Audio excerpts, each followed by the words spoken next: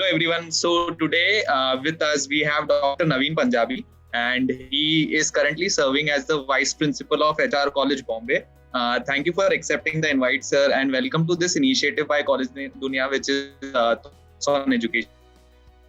Thank you so much, Nikhil, for having me here. And it's indeed a great initiative, Thoughts on Education, a very unique name as well. Thank you so much for having me on College Dunia. Right.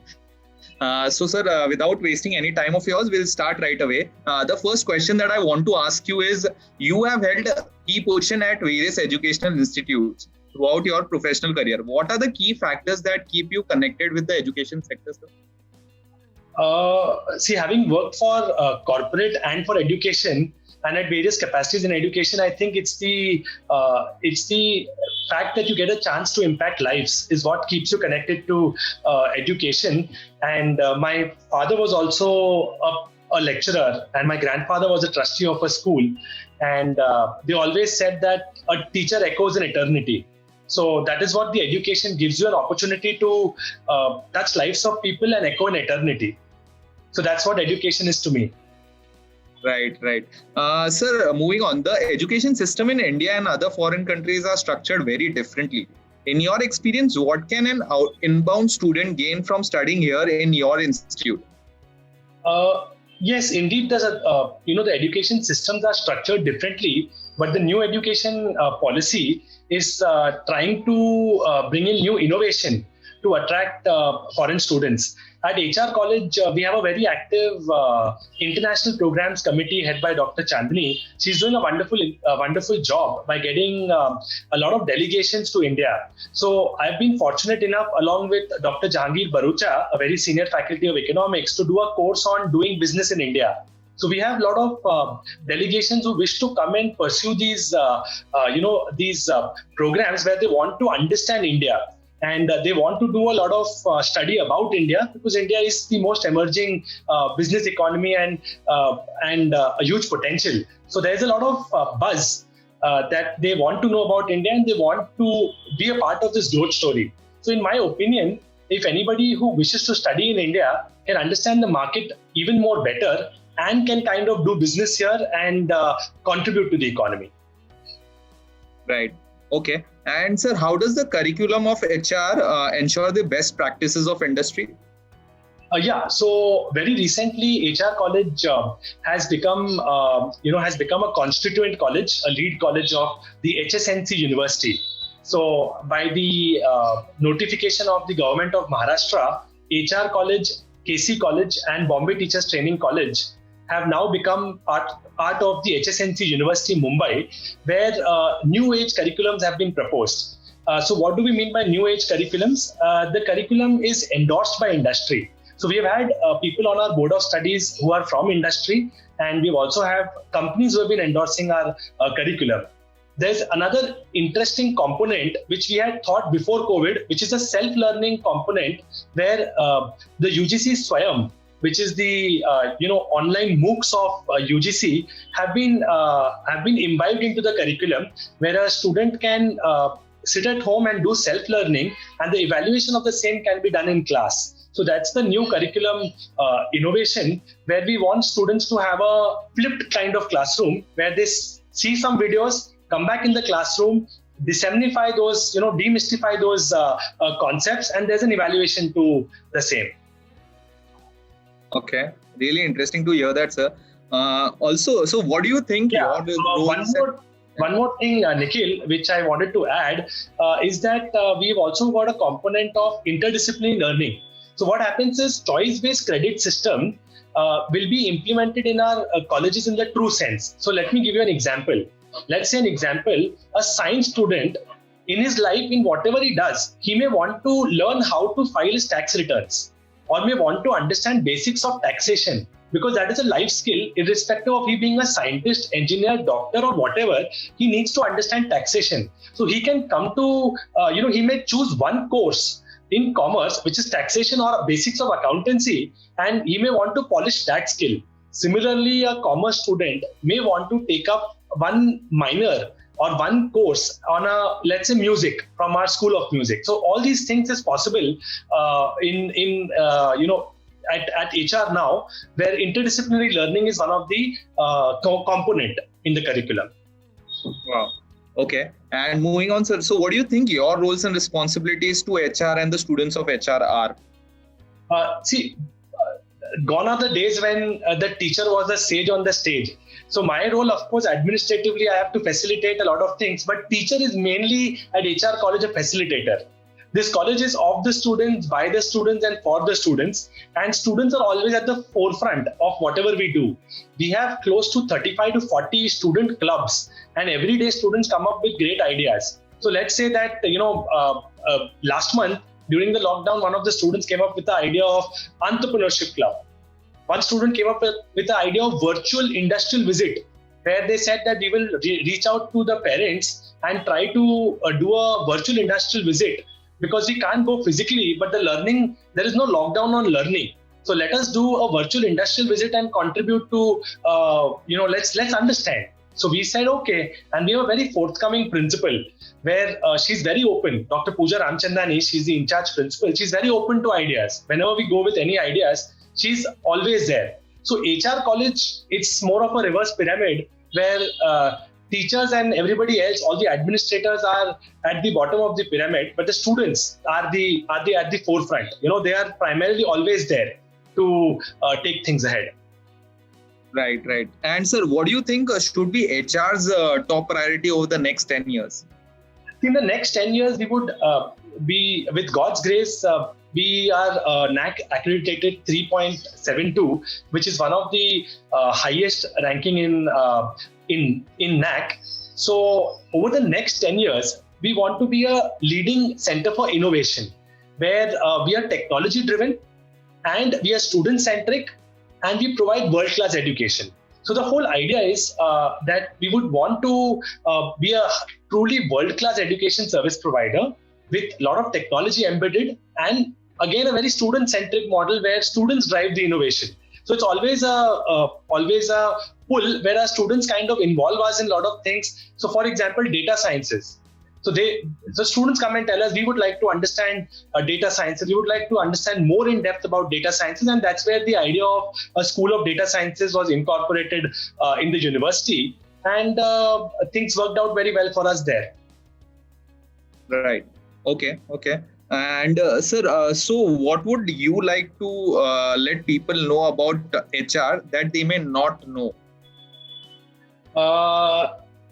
See, in the world of digital, there are very few things that people don't know about HR. And in my personal opinion, I would just tell them that ask the right question about the college to the right stakeholder. If you ask a teacher or if you ask a vice principal, he's going to say all good things about the institution. My suggestion is, it's like asking about what's good in canteen. The best thing that they can tell you is the students can tell you. So my suggestion would be the students should ask other students of HR college what's good here and what's not good here, which teacher is khadus. That I won't be able to tell you, but I'm sure they will be able to tell you. With regards to curriculum, with regards to academics, with regards to innovation, with regards to placements, HR is trying its best and it's also leading. So we are, not many people know about this. We have a very active placement cell at the undergraduate level. And I'm fortunate to be part of that. Again, I only sip coffee there with the corporates, but all the big fours, EY, KPMG, PwC, Deloitte, are all fighting for day zero because they want to hire students from HR college. So the placement cell is very active, and there are a lot of job opportunities that are available on campus in terms of internships, summer placements, in terms of winter internships and final placements. So this is what is the additional benefit that a student gets when he or she comes to HR college. Right. So, so the next question, I know you have already answered this, but if there are any other points left, so what do you see as HR's greatest strengths are? Okay, so as I said in my talk earlier, that the greatest strength are the students of HR college.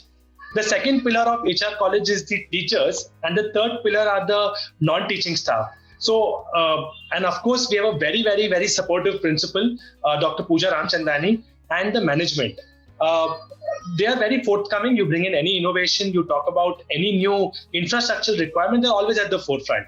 If you talk about the students, they drive the innovation on campus. They come up with their requirements. We want to do this, we want to do that. And management and principal is very supportive. Let's do it. Let's go ahead. Faculty is very widely traveled, widely researched.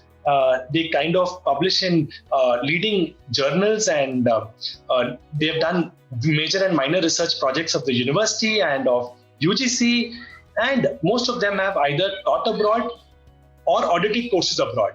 So they bring their international exposure, which they have gained, and bring that to the classroom. So they give a macro picture to the student. So whenever a student talk about, let's say India, he also has a reference point in comparison to the US or the UK or to Australia, because the faculty would have traveled there and would have experienced or would have audited courses there and understood the markets there.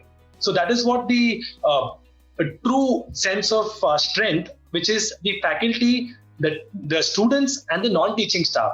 Our non-teaching staff also are encouraged to study further. Our management provides scholarships and other things. So they basically are truly a knowledge-driven management, where they want their faculty and non-teaching members to grow in the true sense. Sure. Okay. So, sir, any suggestion that you would like to give to the current youth and the aspiring students? The only suggestion that I would give them is the 5C approach. What are the 5C approach? The first C is basically competence. My friends, please build your competence. Choose the curriculum that your heart tells you. Most of the students go for the herd mentality, where they look at their neighbor and decide what they want to do. So the first thing is look at the competence that you want to build, that you're good at, and why you should pursue it. The basic question is, why are you doing this program? That's the first question in my first class. The second C that the students should focus on is communication. Because without communicating, you might be the best chartered accountant, but if the world doesn't know you, you're not going to get business. You might be the best doctor, but if you cannot communicate well with your patient, you may not get patients day after tomorrow or maybe tomorrow itself. The third C is collaboration. Gone are the days where people used to compete with each other.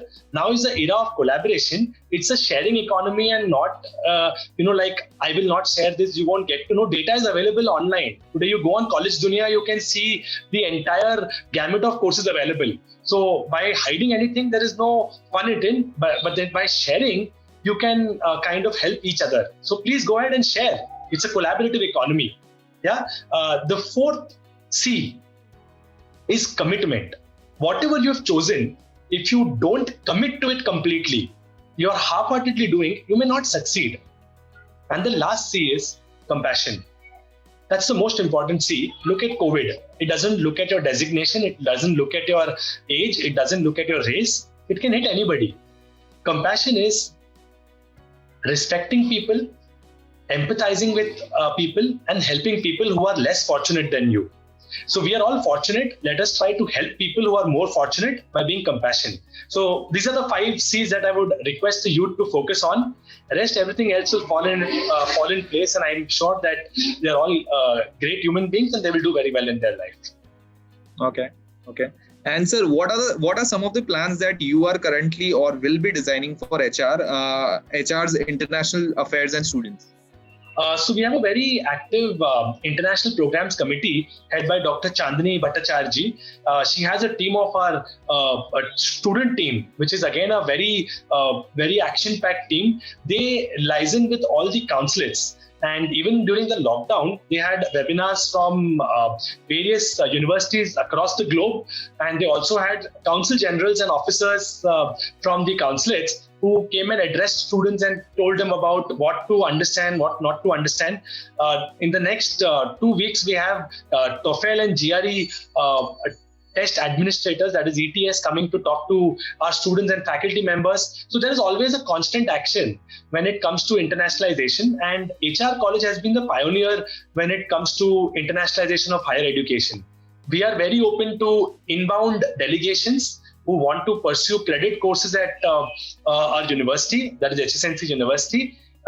And so are we also open to summer schools abroad. So I have led a delegation of 30 students to University of California at Berkeley. I'd also had the opportunity to go to SPJ in Dubai with a delegation. We visited 17 universities in the US who talked about various things from data sciences to digital marketing. So we are always open to these ideas where a lot of universities reach out to us. And when they come with a proposal, we are always open to the idea that let's go ahead and let's do this. So if the UGC regulations permit us, in the future, we'll be open to dual degrees, twinning programs, and all other things. So I'm sure with the new education policy, there'll be a lot of action, and HR is always in the midst of action or always at the pioneer to drive the action. So we are always open to these ideas. I'm sure. And sir, my last question to you, how do you intend to establish a healthy relation and environment in your institute? So as I told you, we have a very open door policy. So my principal has an email address which is given to the students without any, bureaucracy of things. A person can directly reach to the head of the institution with one email address, and she responds. She makes it a point. Dr. Pooja Ramchandani makes it a point to respond within 48 hours. You send her an email, within 48 hours, you will get a response directly from the head of the institution. So in my opinion, as faculty members, we have an open door policy. So I have office hours. So every Wednesday between 11 to 1, any student, irrespective of it being an HR student or anybody else, can write me an email, seek an appointment, come and meet me either virtually now or in my office. Before all teachers have their respective office hours. So we believe in order to have an healthy relationship with students, the most important thing is a two-way communication and an open door policy. And that's what we believe and practice at HR College. And we encourage students to come up with anything and everything. So we have students who came and said, can we engage more with alumni? We said, yes, go ahead, do it. So it's all about being an open environment and having a free dialogue and allowing students to, have an open door policy. Wow.